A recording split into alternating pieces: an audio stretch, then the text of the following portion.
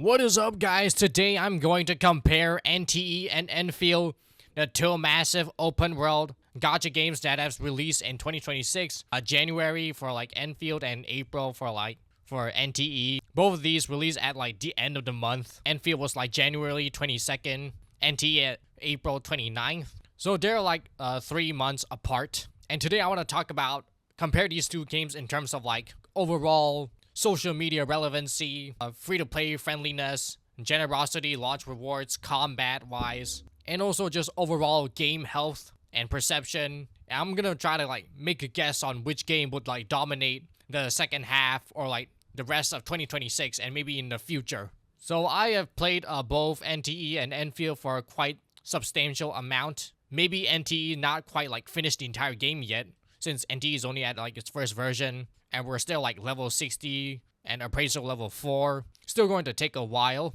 For Endfield, I played almost the entire thing except for the latest side quests and all that, some events. I haven't done those yet. But I'm able to complete all of Enfield's endgame for now. All of the Umbral Monument. I even have most of the characters obtained for these two games. I only don't have Rosie for Endfield, I think. And I also only don't have Fadia and Saikiri in other aspects that I'm going to touch on are game retention, game difficulty, time commitment, dailies, and just mainstream appeal and community aspect of these two games. So this isn't a definitive review, it's just going to be a discussion on these two games' ecosystem. So first up, I'm going to talk about one of the most important aspects, which is going to be the gacha system and their monetization. So both Endfield and NT are marketed as very free-to-play friendly with a lot of free pull currency rewards. Both of these two games have massive pull income.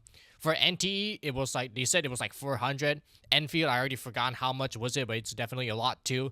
Endfield also recently had a free monthly pass and rewards just to push for their Zhongfangyi. So these two games are giving away a ton of free pulls. We don't really have the math to analyze everything. But I think he might edge out a bit, not because it's more rewards, but because NTE has less characters right now. So there's not much to use your currency on other than getting skins and dupes. NTE currently has NanoLi and Hotori.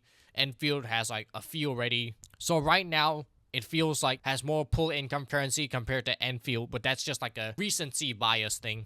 But Endfield does still have some sauce over NTE. For example, Endfield has a mid-tier battle pass that's basically free. They also have a free monthly pass. Both of these two things that NTE has not done yet. NTE also has achievements that gives a lot of the currency, just like the other gacha games where Endfield does not. But other than that, let's talk about their actual pity system, the real mathematics. So Endfield and NTE both have a different system compared to Genshin and Wuthering Waves. They want to stand out to be more free-to-play friendly. So I'll explain NTE once first since it's more simple.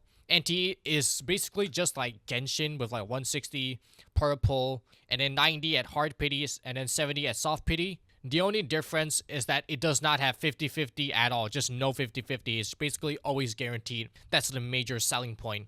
And also, it also runs on a board game, so and there's only one S rank spot, so at certain point when is it possible to get the S rank. And if you're past the S rank, you're at the other side of the board, you're not going to get the S rank. But NTE also has some special quirks, you can get the skin first, you can get their glider first, and you can also claim the glider and skin if you just roll enough, 60 or 200. That's also one interesting thing is that it already has multiple skins for characters. NanoLi has a bunch of skins, Mint has a bunch of skins, some characters have no skin, so it's still unbalanced, not really completely fair. Compared to Endfield, which has 0 skin as of right now. This isn't necessarily a bad thing, but some people do really favor having more cosmetic and skins. I think skins do really work in favor for NTE. Since I got NanoLi's skin very luckily earlier, I got her Phoenix Kick martial arts type of skin. I really think I like seeing that NanoLi a bit more than the default NanoLi skin, which helps me like the NanoLi character a bit more. So NTE, previous gacha system, does get a lot of praise. A lot of people like it. It's very easy to understand. And now we will compare that to Endfield, which is a bit more convoluted, but I'll try to summarize it. Endfield has pity at 80, which you can get 50-50 for the 6-star character. And then it also has a guaranteed pity, which is kind of like a spark, at 120, like 60 less compared to like Genshin or Wuthering Waves. Wuthering Waves would be like 180. So Enfield basically has a system where if you lose the 50-50, it's not terrible. Yeah, it's not end of the world. You just need 40 more pulls to get the guaranteed, and then it's over. It's good. When it comes to dupes, it's like it will bump up to all the way to like 200 like pulls. The interesting thing is, the important thing is, pity and stuff, soft pity and all that, all carry over in Enfield, but the guaranteed portion does not carry over. So think of it like Genshin's Chronicle banner. If you lose the 50-50 and then don't pull all the way to like 120 guaranteed, you will lose the guarantee in the next banner. You will keep the 50-50, the 70 pity and all that. So that's the danger of Enfield. In Enfield, you're encouraged to have at least like 120. You're encouraged to not build pity on random banners and just pull for characters that you actually want with 120 in mind. Enfield banner, in summary, requires you to have more patience, but in return, the characters are more guaranteed, more cheaper to be guaranteed. So Enfield, as you can guess, the guaranteed is at 120, and NTE guaranteed is at 90, since it never has any 50-50. So character guarantee, always 90. So 120 and 90. That's like 30 pulls of difference. But sometimes you can get lucky in Enfield too, and maybe get the 50-50 character you want at the 80 pull mark. But also, Enfield has another interesting gimmick, is that you can get like the previous character when you lose the 50-50. So that can be accounted too. But it's really hard to like plan around this. You can't really like plan to lose 50-50. It's just like in case. You can't really intentionally do that. It's more like a luck-based thing, like maybe in the next banner, and you didn't pull for Zhongfang Yi for some reason, and then in the next banner, you lose your 50-50 and get Zhongfang Yi, and you don't know whether you're supposed to be happy or not. Because if you wanted Zhongfang Yi, you would have pulled for Zhongfang Yi banner. You wouldn't like plan to lose at the next banner to get the last character. So that gimmick, while pretty good, can sometimes work. It's a bit like finicky, you know. Not many people really. It's very situational to benefit from it. NTE is a bit more cut and dry. So gacha system, I think most people prefer NTE a bit more, even though Enfield, if you factor in the pull income currency, can be good. If you factor in some more luck, can be good. And Enfield gacha system did get a lot of like criticism in the beginning, especially from people like Saint Tontas. He says Enfield gacha system is the worst thing in the world. Well, I don't think it's that bad. I think it's actually like more humane than like the Hoyoverse stuff. It's like more better for people with worse luck. So PD system, they're kind of tied. NTE edges out a bit more since it's more simpler to understand, and most people, mainstream audience, just gravitates towards that. And you also just don't risk losing guaranteed in ever, like forever ever. You will never not have guaranteed in NTE, which makes things even better. Up next is I want to talk about the weapon banner, since they do have some similarities, but NTE weapon banner is basically kind of like Wuthering Waves. Like, you don't use the normal currency. I mean, you can use that too, but like there's a weapon banner currency that you can get a lot for free, and then you can roll for them. You get them in like 80 pulls, and once you have the weapon, and there's not much to talk about. Some characters do really want their like signature weapon, you know, like hotori. But also, there's also one really good thing about arcs weapons, is that a lot of the S rank best in slot arcs can be obtained for free very easily. You just have to like beat the boss or whatever, especially for a lot of the characters like Julian. A lot of the standard characters have like free S rank arcs. Whereas Enfield weapon banner might be a bit hit or miss.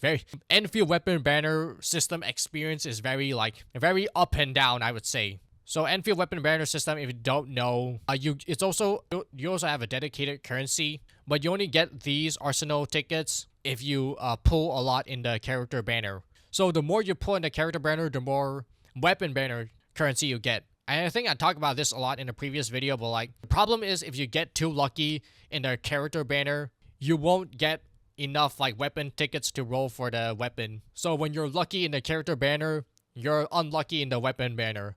When you're unlucky in the character banner, you have enough weapon tickets for the weapon banner. So it's kind of like a yin and yang, up and down. It's balance in all things, equivalent exchange. So weapon banner system, I think I like NT a bit more, but like the free weapon currency might be very limited as time goes on. So in the long term, Since you mainly get NTE weapon currency, the tri-keys from like the fawns, whereas in Enfield you get the weapon currency from pulling characters. So Enfield weapon currency you might get more of those in the long term. It's more sustainable in Enfield, but NTE is more like front loaded. And I don't know how long these hunter exchange will like last. You have to level up your CD Typhoon and stuff, which takes a long time. So weapon banner, I would say initially NTE feels better, but like long-term sustainability wise, Enfield might be a bit better. Unless we have some more like sustainable way of getting the tri-keys.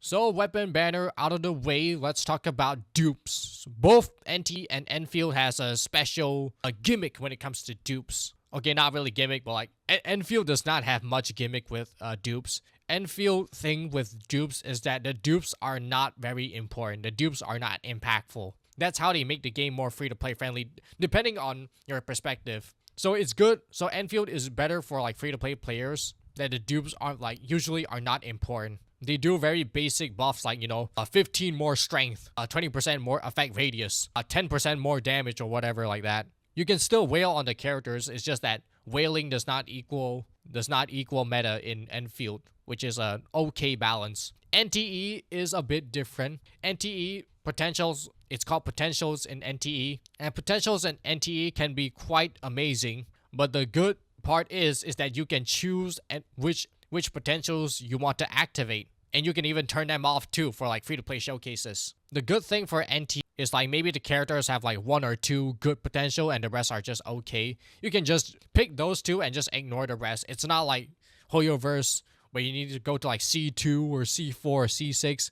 In NTE, it's usually just like 1 like really good potential and that's all you need, or maybe like 1 or 2. I think that's one of the most interesting parts, that you can just freely choose whichever eidolons or constellations you want in NTE, which is really interesting, very free-to-play friendly. But to me, as a more free-to-play, low-end player, lower spender, I think I prefer N's way of just not revolving around dupes in general. That's more healthy for the game free-to-play wise. Enfield still does not have a character that relies on having a certain dupe. And NTE do have some like major buffs for characters that with like at least like 1 potential unlock. And who knows, maybe in the future some characters might be very terrible until they get their like first potential. That could be a concern, but that has not happened yet, so it's not that big of a problem just yet. So for dupes wise, I prefer Enfield a bit more. So I'll give Enfield that. Next, I want to talk about pull generosity. Enfield is a bit different. It's 500 of the crystals. I don't remember those currency names anymore.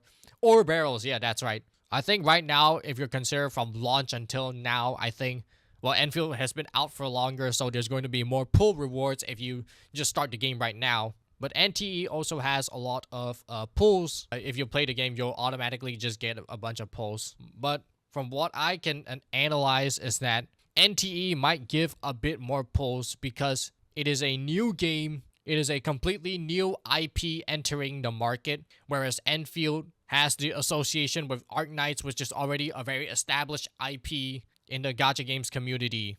Enfield is like completely new, and Enfield can like piggyback off of Arknight's success a bit. So NTE might feel more pressure to give out more pulls. That's what I can observe from. So if you really just care about free-to-play pulls, I recommend just trying out both and see which one you like. There's not that much difference. I just think that NTE might give more in this season. In terms of monetization, I also think that NTE has like 1 more lane of revenue compared to Enfield is character cosmetics. There's a lot of like skins, like glider, like character skins already, like previously mentioned. Enfield does not have any skins. The things you would buy in Endfield would be something like just character dupes and weapon dupes, honestly. Whereas in NTE, there's actually a lot of incentive to whale. And one major resources to whale on is kind of unexpected, but it's actually the Fawn's currency. People care a lot more about the Fawn's currency than just like normal pulls now. Since the Fawn's currency helped you unlock the City Tycoon to get you dupes of the character for Chiz and her signature weapon, Fawns basically help you get, the main usage would be getting property, which gives you a whole lot of buffs and utility, giving you the best car. The best car costs a whole shit ton of money, and also for, Chiz and her signature weapon. So Fawns is worth a lot, despite being like a free currency that you can get every day. and you can whale on this game to get fonts. The battle pass can give you a ton of fonts, and then you can also just buy it from like everything on the shop. So if you look at the top players for NTE, it's all the players that like spend a lot of real life money to get all the fonts to unlock everything. So for most normal people like us, we're not really willing to shell out real money for like in-game Monopoly money. And NTE might have some like fonts whales to carry the game, where Enfield really does not have much to spend on. So depending on your perspective, maybe you don't like being in the same game with a lot of whales just inflating the game with their real world money and fonts currency, or you're okay with the whales. You like the whales because they help sustain the game long term, and you can play the game for free while they spend all their goddamn savings for in-game Monopoly money. For me, I think it's a good thing that whales can help sustain the game. So I think NTE has done a good job in terms of monetization. I'm not saying it's better than Enfield. I just think that NTE is doing a pretty good job to monetize their game. Not saying I want Enfield to do the exact same thing as well. Next, I want to talk about a daily and weekly grind for Endfield and NTE. I talked about Endfield dailies a lot previously. We used to talk about how Endfield dailies take too long and everybody's quitting it. But now some time have passed and some opinion have changed. So let's look at NTE dailies first, since it's more simple, I think. You basically it's kind of like Honkai Star Rail. It's pretty fast. You just farm your whatever energy, and then do some battles, and then give a gifts and all that, and then you're just done. It's kind of like Wuthering Waves level of dailies. It's pretty simple. But NTE still has another part, which is the city stamina, which is like weekly, which is why I think NTE has a bit more on the weekly part. Depending on you, it might be seen as like a huge time commitment. Like NTE, you get like a few hundred city stamina every Monday, and then you have to spend them all to change them into fonts by doing the hobbies, which is kind of like the social aspect, lifestyle aspect of this game. You could use it for fishing or racing or whatever. You can use it for mahjong too, and you can just autoplay and get it from there. And these mini games are pretty fun, but like they might get old soon, and there's quite time consuming mostly. None of these can be done really fast other than like city delivery or swift travel. Other than that, NTE also have like the typical weekly boss and all that. But NTE also has like another like weekly activity kind of. I think it's bi-weekly. It's the Pink Paw Heist. So every like 2 weeks you get like 1 million. You can like rob the Pink Paw Heist for like 1 million fonts. And then you have to complete it before it like refreshes to get as much as you can. And I think Pink Paw Heist is worth to criticize a bit. I think the game mode might get old really quick. Mainly because that it's completely RNG whether or not you can unlock the final boss. And then you just have to keep rerunning it, restarting the whole game mode. And it's like almost the exact same most of the time. Sometimes you just get lucky with like having more boss or having more of the key cards. I'm already getting tired of Pink Paw Heist, and I don't really feel like playing it that much. But I still have like a lot of fonts that can be collected. So that is like one downside to NTE, is that a lot of its fonts activities can take some time. But the dailies are pretty, in combat wise, is pretty simple. Now Enfield, daily, weekly. Enfield does have like a weekly routine, but it's just claiming rewards. It's not really doing much. Enfield daily does take a bit more of your life. I talked about this before. But Enfield dailies, you clear your resin, stamina, and then you usually have to like level up your character or level up your weapon or craft something. Or I usually do like craft a gear assembly. Or if you really want to speed things up, you can do the daily mission. So Enfield, most of the dailies are pretty okay. It takes like, I don't know, a few minutes. The only like massive problem would be something like the depot nodes and stock redistribution and stock trading. I think those are okay. It's pretty fun. They will like stack by themselves when you don't do them. But for depot nodes, I think those gotta go. I know that you can like send it to like other players, but like that also takes so much clicking that people just don't know how to do it. I think for a game that's all about factory and automation, I feel like Enfield, they gotta just automate the depot nodes away. Just let us upgrade the depot node, and then they'll have like a robot AI that will just automatically send the goddamn package to the place. Because I think the using the zip line to like slowly transport the items up for people will get tired of that real quick. So only like one downside to Enfield. But Enfield general dailies do take a bit longer to max out compared to NTE. So NTE dailies better than Enfield. Enfield weekly barely has a weekly, and honestly, NTE weekly is way bigger and more time consuming than Enfield weekly. Next, I want to talk about resource scarcity. Enfield and NT have like, typical gacha game resources, like level up XP. Enfield has a problem with like the credits and all that are pretty scarce in the beginning, but now I think it's a bit better now since some time have passed. NT is very generous. They give a lot like those mysterious boxes that you can just change it to whatever resources that you need. That might have just be like just temporarily quality of life feature in the launch time that makes things a bit easier. Enfield requires a bit more farming, so I think NTE is slightly better, but it's only like for now. In the later stage of the game, when you need to like level your characters, take a lot of the goddamn beetle coins I've seen. You need to farm these beetle coins like crazy in the later stage of the game, which might be an issue and make them kind of just like Enfield, honestly. So resources, they're kind of like the same. So general progression speed for these two games, I think Enfield you can reach the end of the game a bit faster. NTE is going to take a bit more.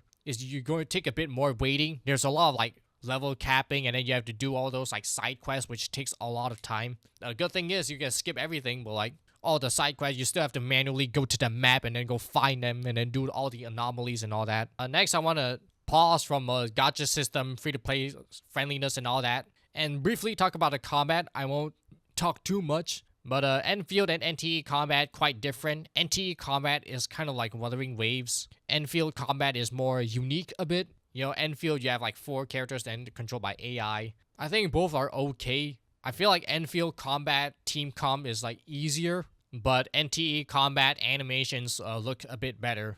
NTE combat has more like fast-paced animation, more epilepsy, more clicking buttons, and Enfield is more strategic. If you're a big fan of just gacha games combat, you probably would like it a bit more. But Enfield might be more comfort to play because the team comps are a bit more lenient and easier. NTE team comps require more like standard S rank characters to work. Other than that, I want to talk about go back to like the grind. Is Enfield or NTE, which one is more grindier? Which one takes more time?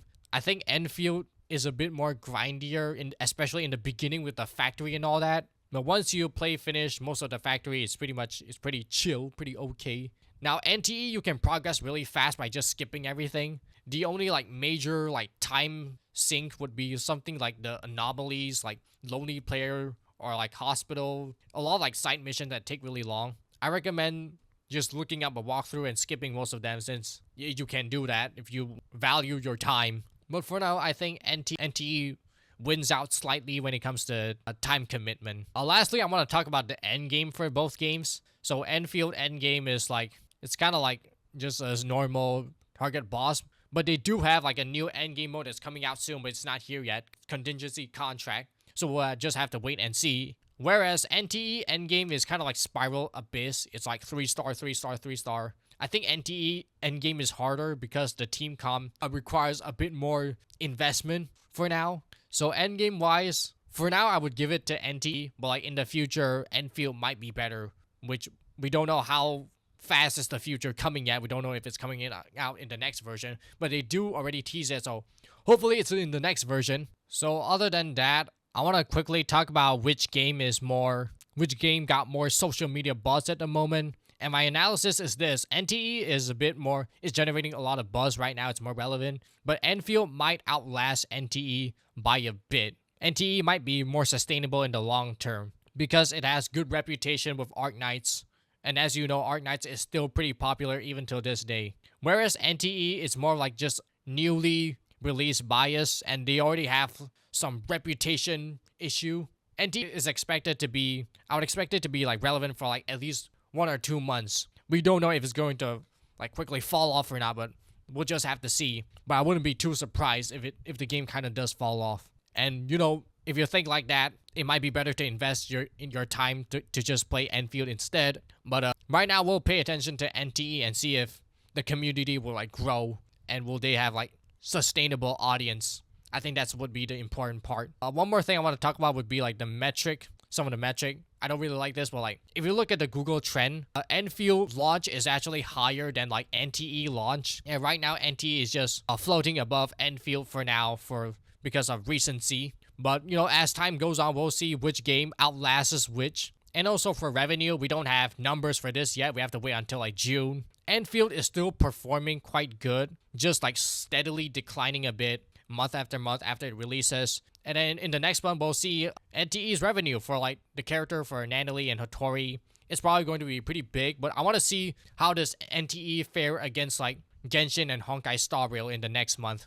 That'll be very interesting to see. So final conclusion, I feel like the video is long enough already. There's still a lot that we can compare, but I won't spend too much time on those. I think both Endfield and NTE are pretty good games for 2026. Me personally, I think I might prefer NTE overall world setting a bit more, but I think NTE might just have more shorter hype. But I think Endfield might be more sustainable in like the very long term. NTE is from a less reputable studio that made Tower of Fantasy. They also have the AI controversy, and these factors are holding NTE back. NTE is really living on their initial hype and free-to-play rewards, especially at a time when Genshin is facing a lot of backlash for not being free-to-play friendly enough. If you're a completely new player, I suggest trying NTE for now. But like, wait a few months and see how NTE is like. Maybe Enfield might be a better choice, so recommend just checking out both. I would say Enfield is safer with like a dedicated audience that has a good track record, and NTE might head in the direction like Duet Night Abyss if it's not careful.